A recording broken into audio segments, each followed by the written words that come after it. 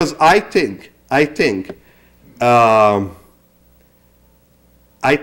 just talking about investigating a teacher or a student organization that talks openly about again, certain practices of foreign countries, again, is not a crime. We learn in the United States, and each one of us value that. We learn that we have a freedom of speech within reason. Again, within reason. I'm not going to talk about absolute freedom, okay? But I think the people who has to be investigated are both senators for even proposing something like that. That's what I think. But as I said again, if you look at again the history of the Middle East, the culture of the Middle East, the way they think, again, I really don't see this initiative will succeed unless if we go back to the original proposal, which is forming a partnership and a real partnership in order, again, to improve the quality of life, the welfare, the democracy, and so on in the Middle East. And with that, I would like to take any question that you might have. Yes? You keep talking about we should form a partnership. Exactly what do you mean? What do we give or what do we take? What would be the partnership consist of? Well, the partnership, first of all, it's a U.S. idea. As I said again, Secretary Colin Powell announces that December 12 of 2002. He announces that partnership. I don't think any of the Arab countries or Middle Eastern countries ask for it. He announces that partnership. So a partnership is simply an agreement among different groups or at least people and so on.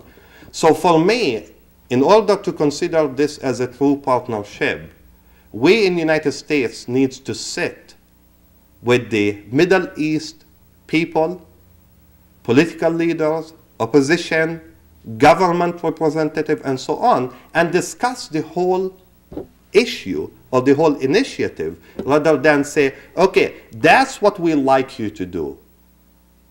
There's a big difference between that's what you need to do and that's what we like you to do, or sit together and talk and come up with a real plan.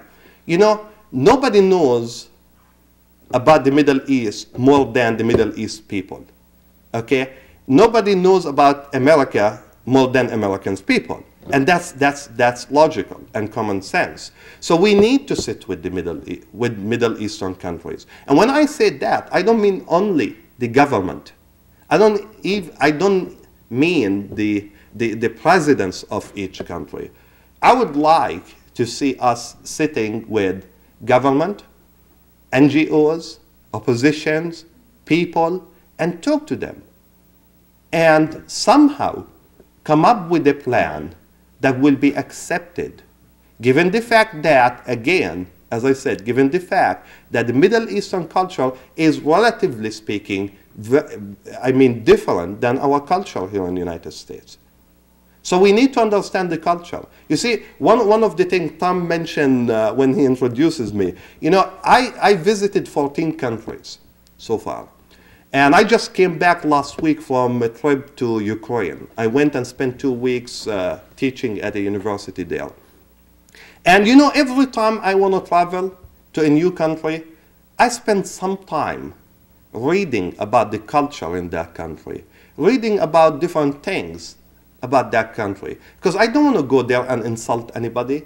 We might do something here and we might think it's okay, and we accept that. But it might be wrong in a different culture. So simply what I'm trying to say here, it is important to learn and understand the culture first before we even come up with any initiative, in order for this plan or initiative to succeed. And a partnership is very, very simple. To me, if I want to form a partnership with you, I will look at you as equal as me. I will not look at you down. I will not come to you and tell you, you have to do this. That you can call that something else, but it's not partnership to me. Do you think maybe a religion is one of the biggest stumbling blocks? Well, as I said, yeah, it could be. That's part of it. Because, as I said, they have certain fears that this initiative might change or might lead to a change in their Islamic identity. Now, let's remember, and this is something, and I go and talk. I mean, yesterday I was at St. Ambrose giving a presentation there. And you know, I met with 30 students. In there, they offer a class, modern, Middle East, Eastern class. And you know, I was talking to students there, and I get the feeling that people think that when you talk about Middle East and when you talk about Arab countries, you only talk about Muslims. Let's remember that Christians live there too. In Palestine, my home country, 10% of the population are Christian. 10% of population are Christian. So we always portray the issue as if it's a religious issue, when in reality, I don't look at it as a religious issue. I will guarantee that Muslims and Christians are struggling together, side by side, every day and every second and every moment against the Israeli occupation. But all what we hear is like Muslims are doing this or Muslims. So let's remember that we have really a very strong, as a Christian, I'm a Greek Orthodox Christian. As a Christian, I believe we have really a very strong root in the Middle East. So the issue is not really just religious, even though I agree with you, because again, I mean, if you think about it, the majority of people that lives in the Middle East are definitely Muslims. But not every country. Like, for example, look at Lebanon. As I mentioned before, Lebanon, for example, the president of Lebanon is Christian. And according to the Lebanese constitution, the president has to be Christian. More than 50% of people who lives in Lebanon are Christian. Look at Syria. We have really a big community of Christian people that lives in Syria. Look at Egypt. You are talking about almost close to 6 million Greek Coptic Christian that lives in Egypt. So these are part of the Middle East too. They are not just Muslims, are part of the Middle East. But that's part of it. I agree with you. I mean, I assume they have certain fears about, like, that maybe if we do something like that without agreeing on it, without being part of it, we might lose that Islamic identity on the way. But I mean, I assume that's one of the reasons. Yeah. Yes. Do you think the people that gather, do you think it is more a balance or imbalance on our end? Are we less prepared, less well informed about the Middle Eastern cultures and politics than they come to the conference table with? Well, this is a good question, and I don't want to insult anybody by saying that, but you see, it goes back to the media in the United States. The media plays a very, very crucial and important role in portraying the Middle Eastern people as, again, they're still riding camels. Well, and you might take it as a joke. In my native country, we only have 2 camels. One in Jerusalem, one of them in Jerusalem. And you know why they use it? For tourists. When people go from United States and Europe and all around the country, around the world to visit Jerusalem, to take your picture next to that camel, you pay $10 to do that. So the overall idea about the Middle East is really not accurate. And I don't want to stand up here to blame the media. And I will not talk about every single media in the United States plays that role. Some of them are very objective. But the mainstream media, from CNN to Fox News to all this, New York Times, Washington Post, and so on, are really biased.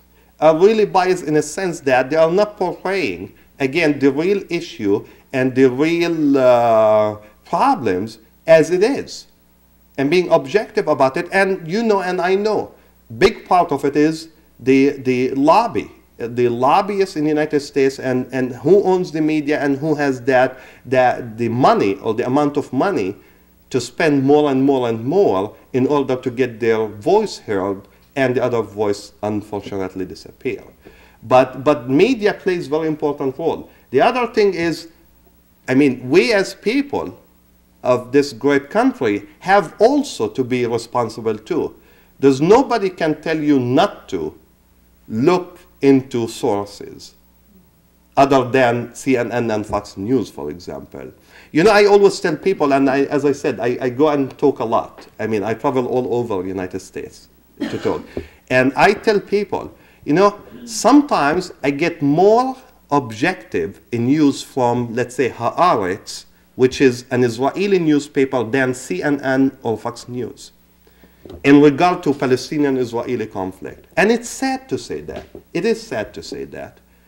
But for some reason we are not getting really the clear picture or the big picture about that issue, about the Middle East.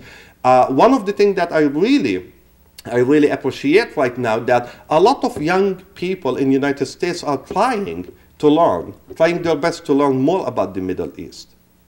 And I see a lot of colleges and universities around the country are offering more and more courses about the Middle East too. Culture, politics, tradition, religions, and all that issues. And I think that's a good movement. That's a good movement, because we need people to understand, again, the issue, the real issue, and then, again, you form your opinion based on that. Yes? I have a prefacing question to my question. It's a very ambitious plan. Setting aside the economic and the education and just the political part, to implement or work on implementing democracy, are you really talking about only $29 million? Well, that's the initial. That's the initial 20 in year 2002 budget. The proposal was $29 million. I would suggest, coming from government, that $29 million will be spent on the salaries of the bureaucrats that are going to distribute the money. That I agree with you, and I can give you. I have the numbers from the U.S. budget for 2003 for this. They are saying they will be spending 43.5 million on this initiative. But regardless, when you talk about $29 million, to me it's a joke. Because if you are serious about improving the quality of living in the Middle East and promoting democracy and so on, it is a joke. When you compare that to almost $10 billion that Israel alone received last year in military assistance, in financial assistance, and in guarantees grant. As I said, if you take the 29 million and divide it by the population of the Middle East, each individual in the Middle East will receive less than 10 cents. Like a grain of sand on a hamburger. Yeah. Salt on a hamburger. So, but that's I agree with you. That will show if we are really serious about really changing the Middle East, having a new and modern Middle East that enjoys democracy, or just it's a plan that we are promoting for. It could be election, let's say, reasons. It could be for voting reasons. It could be for certain interests. It could be to please certain parts of the Middle East or certain countries in the Middle East. I mean, it could be for many reasons. It could be for many reasons. But I agree with you. If we are to be serious about that, definitely this plan needs to be, first of all, a partnership. Second, it needs more and more and more funding in order to make a difference there. Yes? Where would you start then if you were, say, in charge of this whole program in terms of making some changes that you see as important? Like what would be some of the things you do first or second? Well, if you ask me, I will say start with NGOs, non-governmental organizations. You know, I established in 2000, the Americans and Palestinians for Peace, which is an NGO certified by United Nations. I go to United Nations meetings at least twice a year. I think In order to guarantee that you will see a change, it might take some time. Start with NGOs. And do what though? What would they do? They would do, for instance. Well, for instance, we have different NGOs that has different goals and objectives that try to promote. Some of them, like for example, the organization that I'm leading, promote peace between Israelis and Palestinians. We try to support any initiative that talks about peace and just and comprehensive peace among the two nations as a core issue. So we are talking about a lot of Middle Eastern NGOs that some of them work in education, some of them work on cultural issues, some of them work on political issues. So I think in order to guarantee that the money reach the right people and can be used the right way, I think I will start with NGOs first. But that's my opinion. That's again my opinion. At the end, of course, our government in Washington going to decide how they're going to spend the money and where they want to spend the money.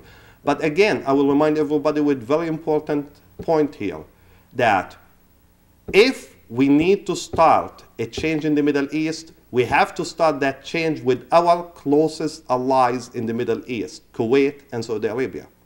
Because these are the two countries that needs the change the most. As I said, a woman in Kuwait, up until this moment, cannot drive a car.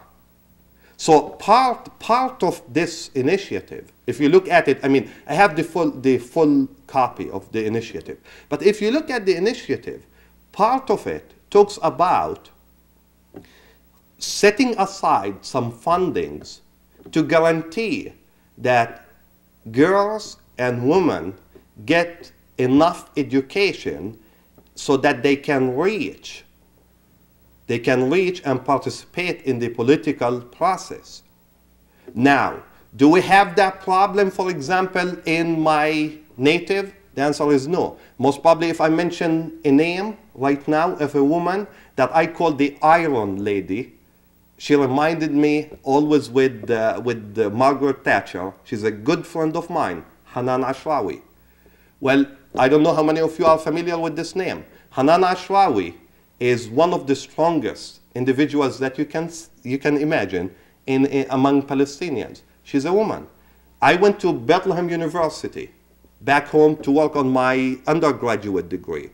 When I went to Bethlehem University, then during these years, we had 60% females and 40% males. In my native, I think females are getting a lot of education, are respected. We look at them as equal to us. So do we really need that in our area? Well, we already practice that. In Lebanon, look at how many ladies and how many women are in the political process.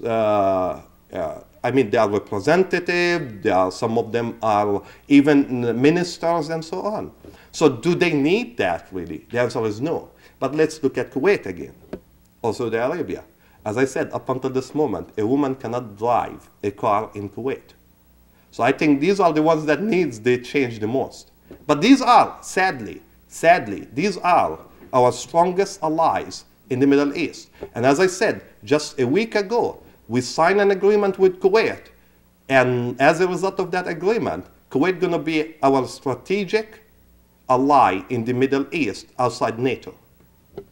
Yes? Is our vision or mission, you think, unwritten or stated to convert all countries to democracy, partnership, make you just like me? Is that our real goal, make you like me? Well, that's also a good question. I think, if you leave it to people, I think people are the same. I think people are always the same. I came to the United States in 1989, expecting to learn new things, okay? Expecting to see different things, expecting to experience new and different things. But in reality, I mean, moving from my native to United States didn't change me much. In a sense, that, I mean, I experienced that back home too. I don't look at people as, okay, this person is an American, or this person is an Israeli, or this person is Arab, or whatsoever. as individual, I look at all of you as people, as a human being. It's exactly as me. So I will not differentiate, regardless of your background, regardless of your nationalities. And I'm sure a lot of people in the Middle East think the same way. As I said again, let's not forget that we do have a lot of intellectuals and educators in the Middle East too. And the problem that we have in the Middle East is, again, we go back to the core issue. The problem is when they see the United States foreign policy towards the Palestinian-Israeli conflict as a one-sided policy, rather than again, being a fair and just partner in this again, endeavor. That's the problem that creates more and more problems. I will guarantee, if we have a solution, and hopefully soon, let's keep optimistic.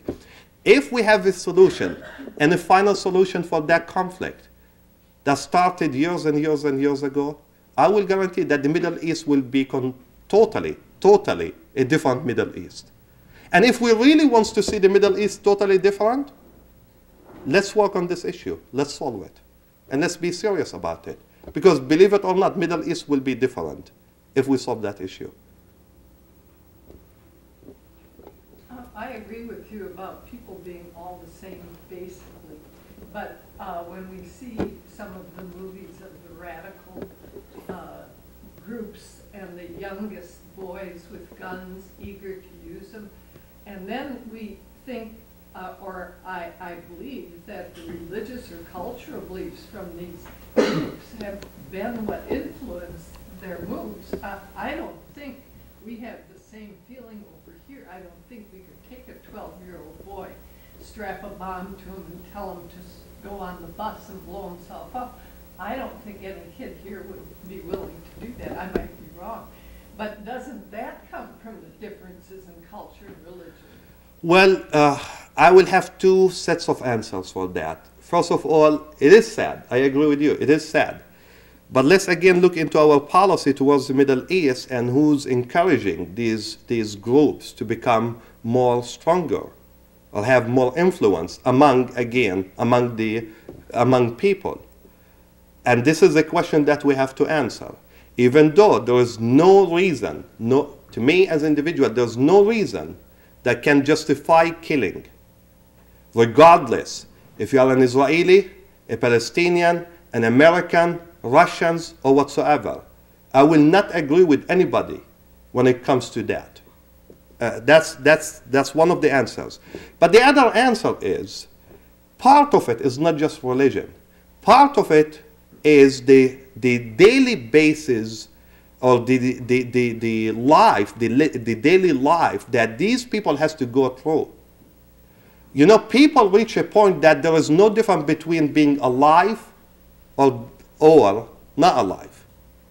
And this is creating more and more problems for us in the Middle East. And that's why I do believe that the most important thing for us to do is to really sit and solve this core issue so that the Middle East will be a different Middle East. Because by not solving that, we are really encouraging extremism on both sides. We are encouraging groups that believes in destruction more and more and more by not solving that. Just think about it. And I'm just giving that as an example. I'm not trying to compare, but think about it. Well, we hear about incidents that somebody decided to go to a place, to school here in the United States, or to a store or something, and shoot people suddenly. Well, what happened to these people? Did they reach a level or a point where they feel that living is not going to be a good thing for them anymore? I mean, this part of it is psychological problem too. I mean, you have a lot of stress when you cannot go from your house to another house next to you without being harassed. When you are sitting in your house doing nothing, and you might get humiliation, you might get beaten, you might go through all that on a daily basis. People has limits. People has limits. But regardless of that, nothing will justify killings. And as I said, it is sad to see that. It is sad to say, for example, that, in the Palestinian-Israeli conflict, around 3,000 Palestinians got killed in the past 2.5 years. Around 1,000 Israelis got killed during that conflict in the past 2.5 years. Almost 85% on both sides are civilians, has nothing to do with this issue or with that conflict. On the Palestinian side, we have almost 600 kids below the age of 14 out of the 3,000 got killed, too. And so situations, are getting worse and worse and worse every day. And I think it is time for us, for our government here in the United States, to interfere and go there and make sure that both sides sit and solve for good. Because otherwise it's not gonna help. Isn't this a job for the United Nations? Well, that's a good job. That's a good question. I support United Nations, as I said again, because I'm certified by United Nations as an NGO, or my organization. And this is something, I agree with you 100%. But in order to change the policy in the Middle East, the United States has to take on a very, very active role through the United Nations in order to solve that. And unless we take on that active role, it will be very difficult for the United Nations to bring both sides together. Let's remember, as I said again, President Bush announces that initiative almost 4 years ago about the road to peace, or the peace map, and I'm sure all of you heard about it. And supposedly, if you look at the peace map, it has to end by the establishment of the Palestinian independent states by year 2005. Well, we didn't even start talking about that. It's not an easy thing. But definitely it is a United Nations job. And I agree with you, and United Nations needs to work very, very active on that issue. But let's look at the groups that are involved with that peace map. You have United States, you have Europe, you have United Nations, and you have Russia. Okay? But without the what I would call the strict support to that initiative by United States, nothing gonna happen. Yes? I have a question that was submitted to me by somebody else that is here. You may have already answered it, Betty, but this is the question. Well, the person is interested in suicide bombers and Palestinian suicide bombers. And are they Islamists? Are they Christian? What is a Christian Palestinian's view about that? And are they doing anything about that? Okay, that's a good question. Well, according to my information, and again, I cannot give you 100% definite answer, but according to my information, that suicide bombers are Muslims. I never heard of a Christian doing that. But let's remember that